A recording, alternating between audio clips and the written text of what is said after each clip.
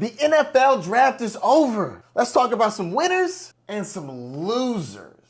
Today we're going to be covering the NFC. You know we got to start with the NFC South champs, the Buccaneers. Go Bucks. So how we're going to do this, we're going to talk about who we drafted, the winners, the losers, with the fantasy focus, of course. So without further ado, let's get it started.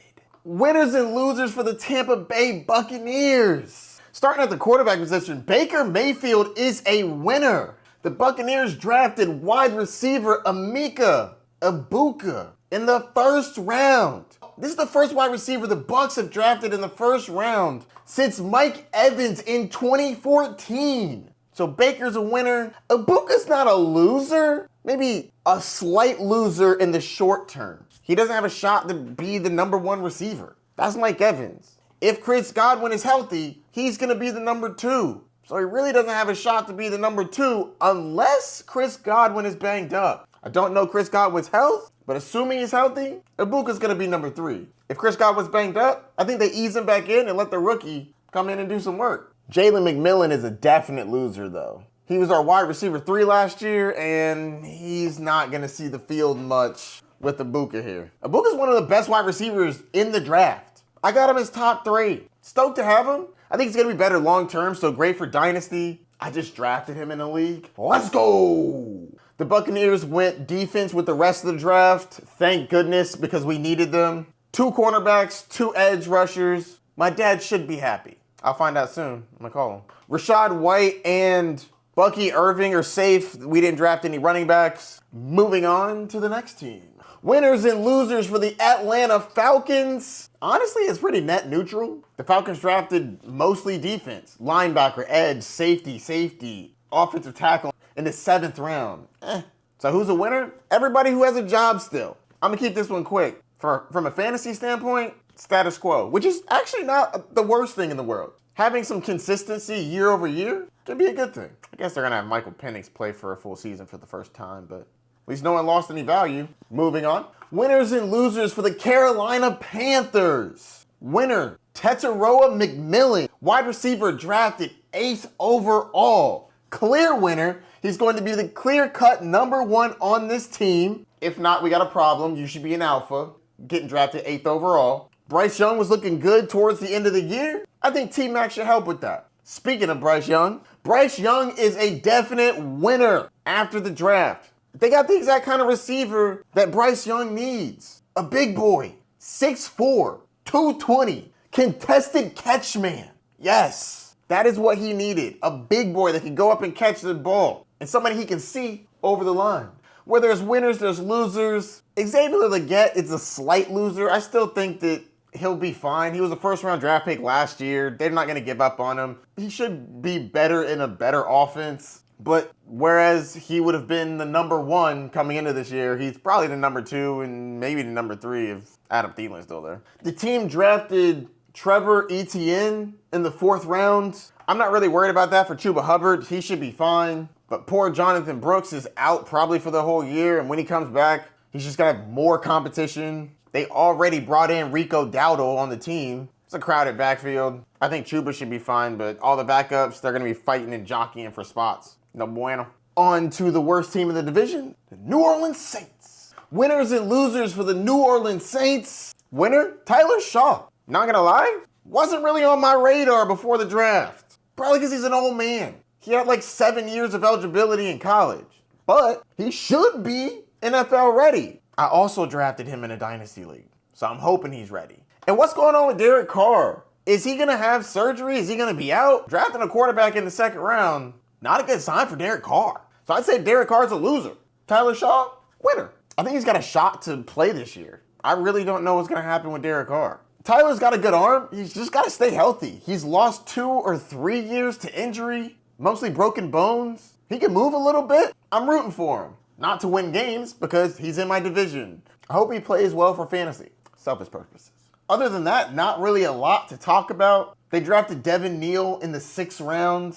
I'm not concerned about it for Alvin Kamara, but he might be some competition for Kendre Miller if that kid can ever stay healthy. Winners and losers for the Detroit Lions. Derek Carr's a slight winner. They drafted an offensive guard in the second and the fifth round. If Derek Carr can stay upright, he's a pretty good quarterback. Not so great when you pressure him, though. This is also good draft capital for wide receiver Isaac Tesla. Third round, big guy, 6'4", 214. He's pretty fast. He'll be on the opposite side of Amon-Ra St. Brown. I think it's worth a draft. A third round wide receiver, top of the third at that. That's good draft capital. Winner. Other than that, pretty status quo. Next up, winners and losers for the Minnesota Vikings. Honestly, it's pretty neutral. They drafted an offensive guard in the first round, so slight winner, J.J. McCarthy. They followed that up by drafting Ty Felton in the third round. It's a little bit of a help. But you already have Justin Jefferson and Jordan Addison, so you already had a good receiving core. Ty Felton, you're the third best receiver at best, but I think this helps J.J. McCarthy. Green Bay Packers winners and losers. Let's start on a positive note. Jordan Love is a huge winner from this draft. Not only did they get an offensive tackle in the second round, but they drafted Matthew Golden in the first. Matthew Golden is blazing fast. He ran faster than a 4.3 40 at the combine. The kid's flying. Steve Smith is who I trust in regards to grading receivers, and Matthew Golden was his favorite receiver. So as a player, love it. But Matthew Golden is simultaneously a winner and a loser. He's a winner because he has first-round draft pedigree, and when you have first-round draft pedigree, you got more security on the roster. They're going to give you more chances. They should go to you more. But the reason he's not a complete winner is because they have so many wide receivers now. And he's not the only one they drafted. They drafted Savion Williams in the third round. It's not like you drafted him in the 5th, 6th, 7th round. You drafted a wide receiver in the first and the third round when you already have Christian Watson, though he can't stay healthy, Jayden Reed, and Romeo Doubs. That's 5 wide receivers. Not to mention Josh Jacobs is going to get involved. Don't forget about Musgrave. So for Jordan Love, I love it. Big fan. I think that he has the embarrassment of riches. But for all the other receivers, it's at least a slight loss until pieces start getting moved. This roster could look completely different in a year or two from now. And if Golden's the clear-cut number 1, that's awesome. Only time will tell. Still a worthy pick in Dynasty, obviously. He's a first-round wide receiver, and he's blazing fast. He's got a good quarterback and a good head coach. They're going to find some creative ways to get Matthew Golden the ball. You might just have to wait for big fantasy upside. This next team has very similar issues. Winners and losers for the Bears. Let's start on a positive note. Caleb Williams is the biggest winner on this team for the draft because he has so many weapons. 10th overall, they drafted tight end Colston Loveland, the second best tight end on the board. He's a pass-catching tight end. When you're drafted in the top 10, you're probably going to leapfrog Cole Kmet pretty soon. So that's awesome. You get a young tight end. And then in the early second round, you draft Luther Burden, a top 6 wide receiver. What? So who are the losers? Colston Loveland is a loser. Could have gone somewhere where he's going to get more targets. Best case scenario, he's the 3rd target. Worst case scenario, he's the 4th. Same situation with Luther Burden. DJ Moore isn't going to lose his job, but he's definitely going to lose some targets. So will Roma Doomsday. So if you were hoping he was going to get more targets moving forward, you can pretty much just throw that out the window. It's not like you didn't draft him in the first round last year. They also drafted an offensive tackle in the second round, which again, I love for Caleb Williams. They're protecting him. They're getting receivers around him. They're getting a tight end around him. They also have DeAndre Swift in the backfield, who is actually a big winner. There was rumors going around that the Bears were trying to get Ashton Genty. Well, they didn't get Genty, and they didn't draft a running back until the 7th round.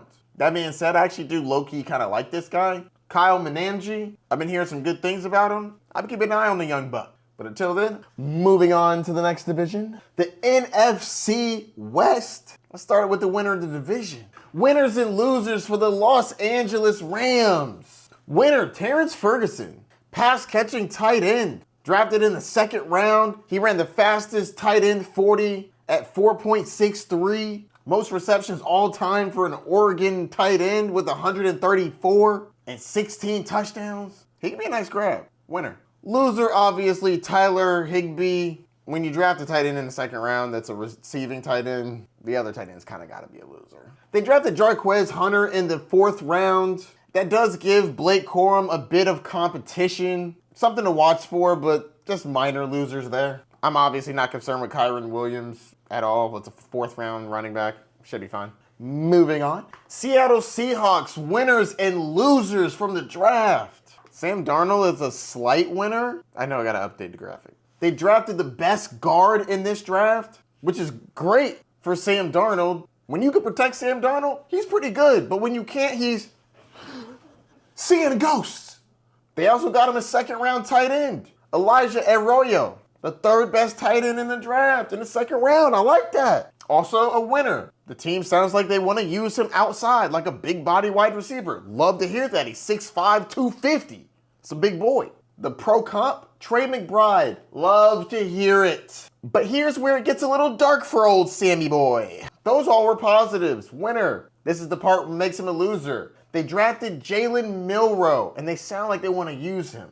I think they're going to use him in some packages. He's a running quarterback. For those of you who don't know, he's a running quarterback. He's more of a prospect. So I don't think Sam Darnold is at risk of losing his job this year unless he plays absolutely horrific. But Jalen Milroe is somebody to watch out for. I like that kid for fantasy football purposes. He's okay as a quarterback. He did play for Alabama, but he runs the ball well and he can sling it. Those are 2 things you love for fantasy football. So they added some competition. They can get out of Sam Darnold's deal in a year or 2. Jalen Milroe will be waiting in the wind. Moving on. Winners and losers for the Arizona Cardinals. Honestly, pretty meh. They went almost all defense, at least for the first 5 rounds. Defensive tackle, cornerback, edge, linebacker, cornerback, offensive guard in the 6th, then safety. Who won? Their team won. They're going to be a better defense. The team should be better. Hopefully can get them in better field position. Keeping this one short, not too much to talk about from a fantasy football standpoint. Moving on.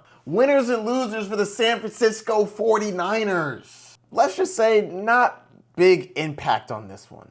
The first 5 picks were all defense. Edge, defensive tackle, linebacker, cornerback, defensive tackle. Then it gets a little bit interesting.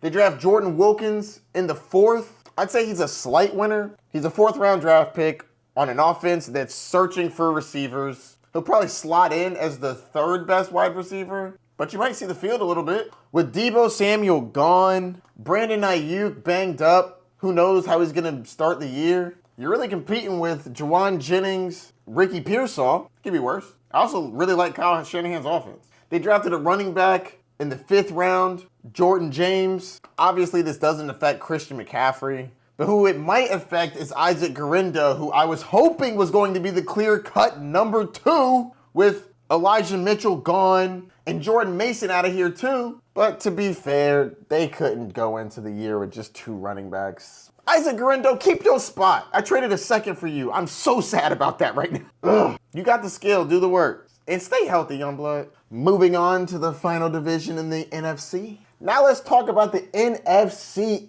East. Starting at the top with the Philadelphia Eagles. Winners and losers for the Philadelphia Eagles. I'm not going to hold you. From a fantasy standpoint, no change, which is sometimes a good thing. Sometimes you don't want a bunch of change for everything all the time. They had a great offense. They won the Super Bowl. Jalen Hurts is still great. A.J. Brown, fantastic. Devonta Smith, one of the best number 2s in the league. Saquon Barkley, the best running back in the league, possibly. None of those guys were affected. First 5 picks, all defense. Linebacker, safety, defensive tackle, quarterback, linebacker, center.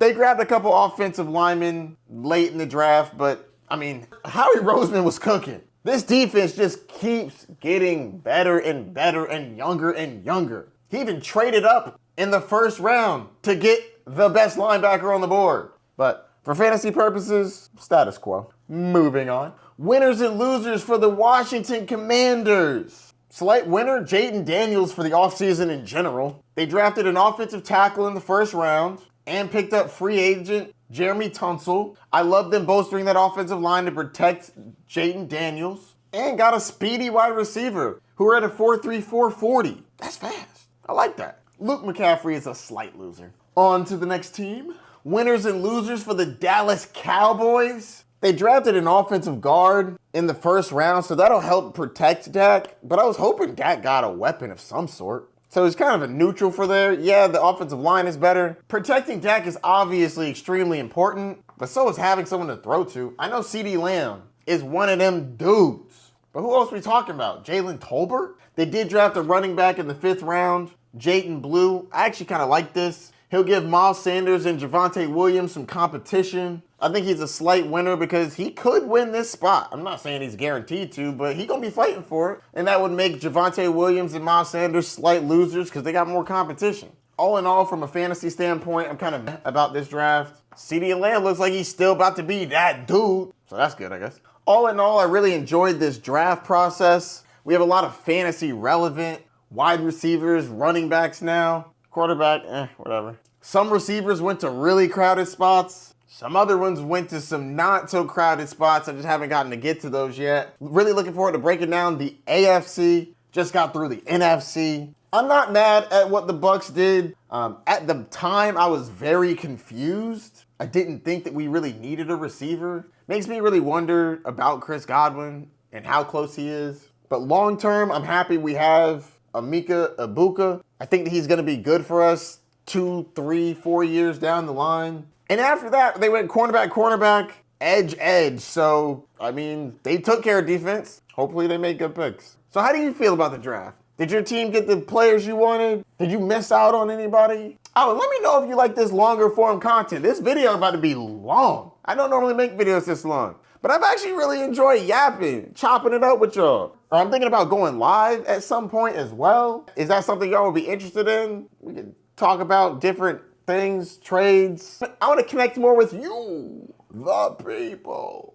All right, that's going to do it for this one. Don't forget to like, subscribe, and hit the notification bell down below. If you have any questions, hit me up. I'll be doing the AFC version soon. See you later, Bay Nation. Peace.